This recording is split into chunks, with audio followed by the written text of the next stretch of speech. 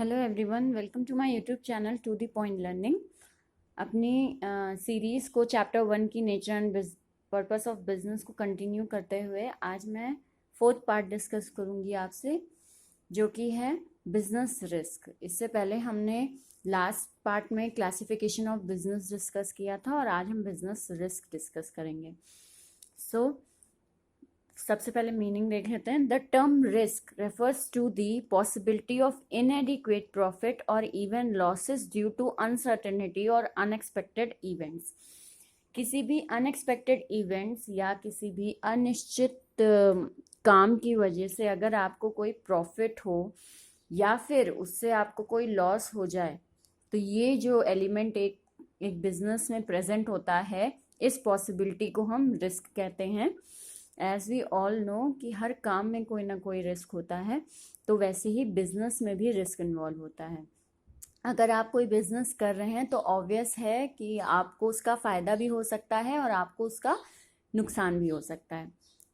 इस डेफिनेशन में यही बताया गया है कि पॉसिबिलिटी ऑफ इनएडिक्वेट प्रॉफिट और इवन लॉसेस। इनएडिक्वेट मतलब कि जिसकी मात्रा आप ना पहचान पाएँ, आपको प्रॉफिट भी हो सकता है और आपको ज़्यादा से ज़्यादा नुकसान भी हो सकता है किसी भी अनसर्टेनिटी की वजह से, अनिश्चितता की वजह से और अनएक्सपेक्टेड इवेंट्स की वजह से आपको कोई फ़ायदा या कोई नुकसान हो जाए, तो वो आपको बिजनेस रिस्क एक बिजनेस में प्रेजेंट होना दिखाता है। ये आपके दो टाइप से होते हैं, एक स्पेक्यूलेटिव रिस्क और एक होता है प्योर रिस्क। स्पेक्यूलेटिव रिस्क मतलब होता है कि जिस काम को करने से बिजनेस में, हम बिजनेस की ही बात कर रहे हैं, बिजनेस में जिस काम को करने से आपको प्रॉफिट भी हो सकता है, लॉस भी हो सकता है, या कोई ऐसी सिचुएशन आ जाना जिससे आपको प्रॉफिट भी हो सकता है और लॉस भी हो सकता है। इसको एक एग्जांपल से कि अगर आप कोई एक बिजनेस कर रहे हैं जिसमें आप ट्रेंडिंग क्लोथ्स रखते हैं, मतलब फैशन के हिसाब से आप क्लोथ्स वगैरह रखते हैं, तो अगर आप इस टाइप के बिजनेस में इन्वॉल्व हैं और आप ऐसी मार्केट में हैं जहां बिजनेस बहुत जल्दी जहां फैशन बहुत जल्दी चेंज होता है, तो वहां पे ये चेंज ऑफ फैशन आपके लिए क्या है, फायदेमंद है, आपको उससे क्या होगा, प्रॉफिट होगा। वहीं अगर उसी मार्केट में कोई ऐसी दुकान है जो कि एक फिक्स्ड टाइप के ही सामान या फिक्स टाइप के ही फैशन को फॉलो करती है, तो उनको क्या होगा, सडनली उनकी डिमांड कम हो जाएगी किसी भी प्रोडक्ट को लेके। क्यों? क्योंकि फैशन चेंज हो गया मार्केट में और इस कारण उनकी दुकान अब इतनी प्रिफरेबल नहीं रही। तो ये क्या हो गया, स्पेक्यूलेटिव रिस्क हो गया, जहां चांसेस आपके प्रॉफिट के भी होते हैं और चांसेस आपके लॉस के भी होते हैं। देन आते हैं प्योर रिस्क। नाम से ही बिल्कुल प्योर रिस्क मतलब आपको नुकसान ही होना है उससे। फॉर एग्जाम्पल, आप जहाँ बिजनेस कर रहे हैं या आपने जहाँ पे अपनी इंडस्ट्री सेटअप की है, वहाँ पे आग लग जाना या कोई नेचुरल क्लैमिटी आ जाना या आपकी बिजनेस में अचानक किसी दिन चोरी हो जाना, तो ये जितने भी इवेंट्स होते हैं इनसे आपको नुकसान ही होगा, लॉस ही होगा। तो इन रिस्क को हम प्योर रिस्क कहते हैं। इनमें प्रॉफिट के चांसेस नहीं होते, अगर कुछ होना है तो इन रिस्क से केवल नुकसान ही होगा आपको। और इस रिस्क से, स्पेक्यूलेटिव रिस्क से, आपको प्रॉफिट भी हो सकता है और आपको लॉस भी हो सकता है। देन आते हैं हम नेचर ऑफ बिजनेस रिस्क। क्या क्या नेचर होते हैं बिजनेस रिस्क के। Business risk arise due to uncertainty.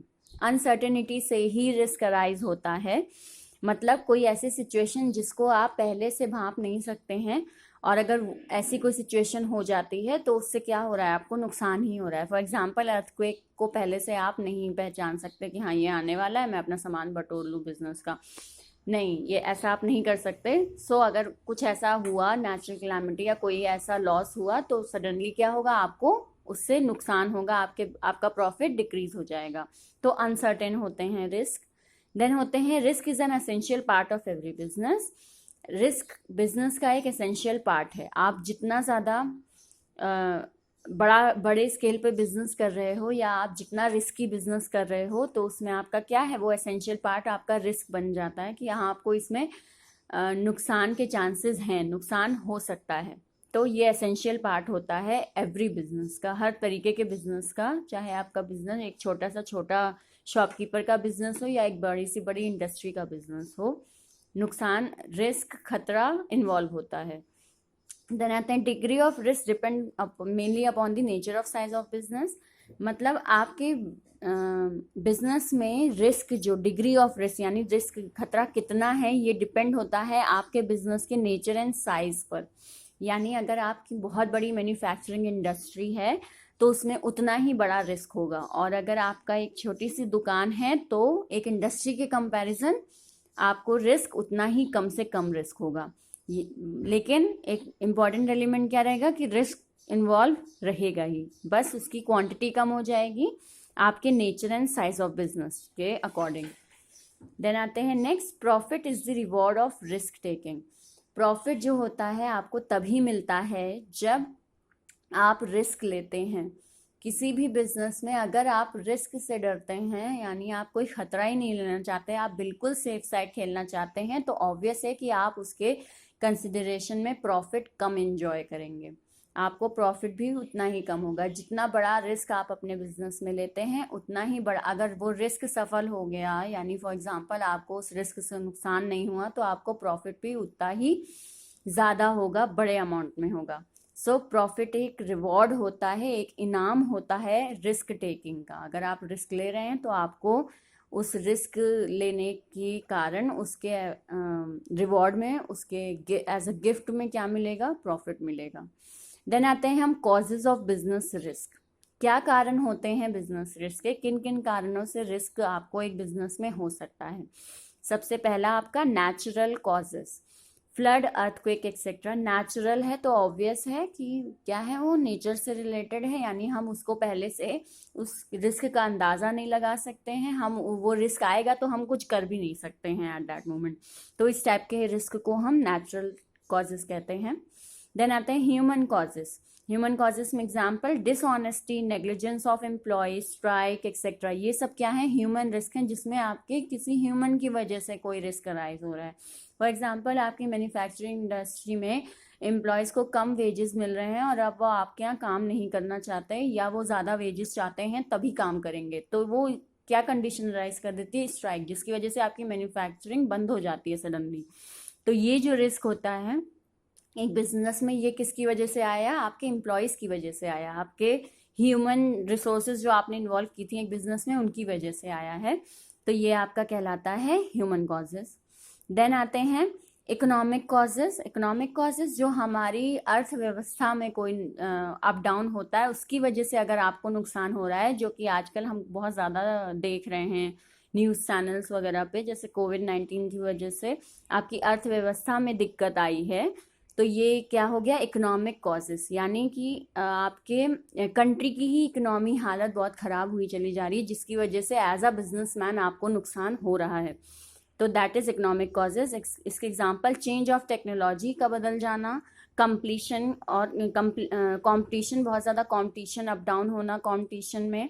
Then आते हैं collection of dues from customer. अगर कोई इकोनॉमी पॉलिसी ऐसी फॉलो की गई है कि सडनली जो बैंक्स हैं वो क्या कर रहे हैं कि अपने कस्टमर से जो उन्होंने लोन ले रखा है उसका इंटरेस्ट बढ़ा दिया, या उनसे फटाफट कहा कि आप प्रिंसिपल अमाउंट हमें दीजिए इतने टाइम तक, तो ये क्या होगा, कस्टमर क्या करेगा, वो कस्टमर अपने अदर नीड को कम कर लेगा, जिसकी वजह से क्या होगा कि आपको नुकसान होगा एज अ बिजनेसमैन, क्योंकि वो जो अभी तक चीज़ें खरीद रहा था उसमें उसने कटौती कर ली, क्योंकि उसे बैंक में पैसा देना है। तो इसको हम कहते हैं collection of dues from customer, जिसकी वजह से बिजनेसमैन को नुकसान हो सकता है।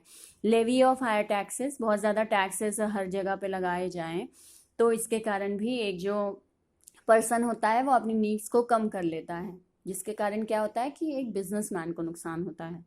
देन आते हैं other causes, political disturbances, mechanical failure, यानी कि अदर कॉजेज में आपका अगर बहुत ज़्यादा पॉलिटिकल डिफरेंसेस हैं किसी कंट्री में जहाँ आपका बिजनेस सेटअप है, या अगर आप इंटरनेशनल बिजनेस में इन्वॉल्व हैं और आप जिस कंट्रीज के साथ बिजनेस करते हैं उनसे हमारे पॉलिटिकल रिलेशनशिप अच्छे नहीं हैं, बहुत ज़्यादा वॉर्स वगैरह हो रही हैं, तो उस केस में क्या होगा कि आपके बिजनेस पे इफेक्ट पड़ेगा। फॉर एग्जांपल अगर हम पाकिस्तान से कोई बिजनेस करते हैं, तो अगर हमारे उनके साथ रिलेशनशिप अच्छे नहीं हैं तो इस पर आपके बिजनेस पर असर पड़ेगा, क्योंकि आप वहाँ से सामान नहीं मंगा सकते, आप उनको सामान नहीं बेच सकते, या आपको बहुत ज़्यादा दाम पे वहाँ सामान उनसे सामान लेना पड़ेगा या हैवी टैक्सेस लग जाएंगे आपके सामान वहाँ भेजने पर। तो ये सारे कॉन्सिक्वेंसेस होंगे जो कि पॉलिटिकल डिस्टर्बेंसेस कहलाते हैं।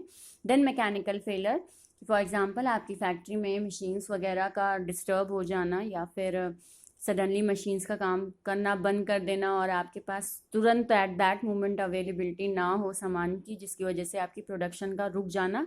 तो ये सब अदर कॉजेज़ में इन्वॉल्व होते हैं। तो ये हो गए आपके बिजनेस रिस्क।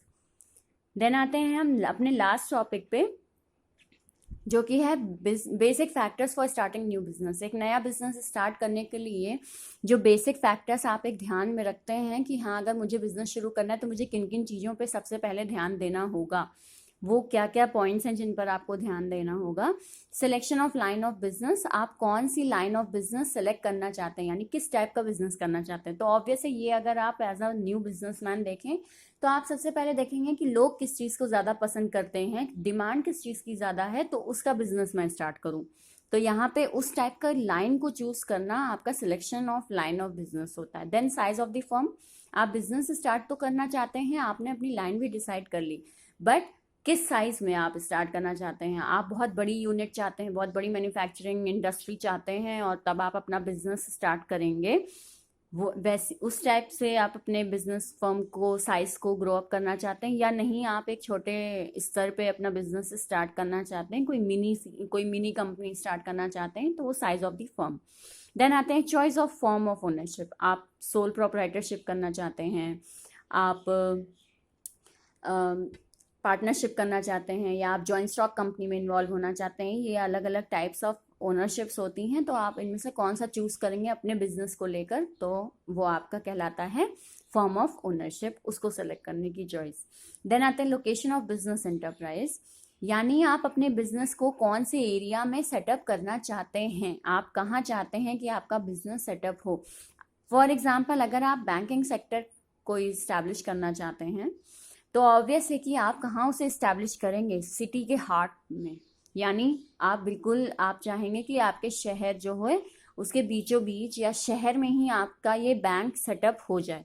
वहीं अगर आप एक मैन्युफैक्चरिंग इंडस्ट्री चाहते हैं जो कि थोड़ी हार्मफुल केमिकल्स भी इन्वॉल्व करती है, या उस इंडस्ट्री को लगाने के लिए बहुत ज़्यादा ज़मीन की ज़रूरत है, तो फिर आप कहाँ पर उसको सेटअप करना पसंद करेंगे, आप उसको शहर के बाहर सेटअप करना चाहेंगे, जहाँ आपको लैंड भी ज़्यादा मिल जाए और जहाँ पे आप बहुत ज़्यादा सिटी के पास भी ना हो, ताकि जो वहाँ की पॉपुलेशन है वो डिस्टर्ब हो। तो उस केस में आप अपने बिजनेस के लोकेशन को डिसाइड करते हैं कोई भी बिजनेस सेटअप करने से पहले। देन आते हैं फाइनेंसिंग द बिजनेस। ऑब्वियस है अगर आप एक लार्ज बिजनेस सेटअप करना चाहते हैं, इंडस्ट्री सेटअप करना चाहते हैं, तो इतना पैसा एक आदमी के पास नहीं होता। उसे कहाँ जाना पड़ेगा, उसे फाइनेंस यानी बैंक के पास जाना पड़ेगा, उनसे लोन लेना पड़ेगा, इन्वेस्टमेंट इकट्ठा करने पड़ेंगे, अलग अलग जगह से पैसा उठाना पड़ेगा, तब जाके वो अपनी इंडस्ट्री सेटअप कर पाएगा। तो ये जो फाइनेंसिंग का डिसीजन लेते हैं, आपको कितना पैसा चाहिए, कहाँ से आएगा इतना पैसा, कितने में आपको कितना प्रॉफिट होगा, ये सब डिसाइड करना आपका फाइनेंसिंग द बिजनेस इन्वॉल्व करता है। देन प्लांट लेआउट, अगर आप एक इंडस्ट्री इस्टेब्लिश कर रहे हैं तो उसका स्ट्रक्चर कैसा होगा, उस प्लांट का आप डिसाइड करेंगे, तो वो आपका प्लांट लेआउट यानी आपकी पूरी इंडस्ट्री का ढांचा कैसा होना चाहिए, ये यहाँ पे इन्वॉल्व होता है। कितना आपको कितने मशीन्स चाहिए, कितने लेबर्स चाहिए, ये सब एस्टिमेट निकालना आपका प्लांट लेआउट में आता है। देन आता है टैक्स प्लानिंग, आप जो प्रोडक्ट लेकर बिजनेस स्टार्ट करना चाहते हैं, पूरी कंट्री लेकर वो उस आपकी उस कंट्री में उस प्रोडक्ट को लेकर टैक्स पॉलिसी कैसी है, ये असरटेन करना बेहद ज़रूरी होता है। फॉर एग्जांपल अगर आप एक सोप बनाने वाली कंपनी हैं और आप उसकी मैन्युफैक्चरिंग करते हैं, तो आपको टैक्सेस की इतनी प्रॉब्लम फेस नहीं करनी पड़ेगी। वहीं अगर आप एक लिक्विड बनाने वाली कंपनी हैं, तो वहाँ पे आपको टैक्स प्लानिंग की बेहद ज़रूरत होगी, क्योंकि लिक्विड वगैरह में टैक्स जो है वो सडनली राइज कर दिया जाता है, या इन पर टैक्स बहुत ज़्यादा लगता है और टैक्स आप इसमें इग्नोर नहीं कर सकते, आपको उसे मैनेज ही करना पड़ेगा। तो ये सब टैक्स जब आप ध्यान दें अपने प्रोडक्ट को लेकर, तो इसको हम कहते हैं टैक्स प्लानिंग। देन आते हैं final step, launching the enterprise, यानी आप अपनी इंटरप्राइज, आप अपने बिजनेस को लॉन्च कर देते हैं, स्टार्ट कर देते हैं, जिसके लिए आप अपनी कंपनी का रजिस्ट्रेशन कराते हैं, सर्टिफिकेट ऑफ कमेंसमेंट वगैरह तैयार करते हैं और उसे इनकॉर्पोरेट करते हैं। ये सारे स्टेप जो पेपर वर्क आता है आपका किसी बिजनेस को स्टार्ट करने के लिए, वो यहाँ पे आप करते हैं और फाइनली अपने एक इंडस्ट्री में मैन्युफैक्चरिंग स्टार्ट कर देते हैं। तो ये हो गए आपके बेसिक फैक्टर्स जो कि एक नए बिजनेस को स्टार्ट करने के लिए आपको ध्यान में रखने पड़ते हैं। ये मेरा 4th पार्ट फर्स्ट चैप्टर का कंप्लीट हो गया, यानी अब हमने चैप्टर 1 पूरा डिस्कस कर लिया है। आई होप आपको ये समझ में आया होगा। अगर नहीं आया या कोई भी प्रॉब्लम है तो मुझे कमेंट सेक्शन में मेंशन करें and please like, subscribe and share my YouTube channel. Thank you.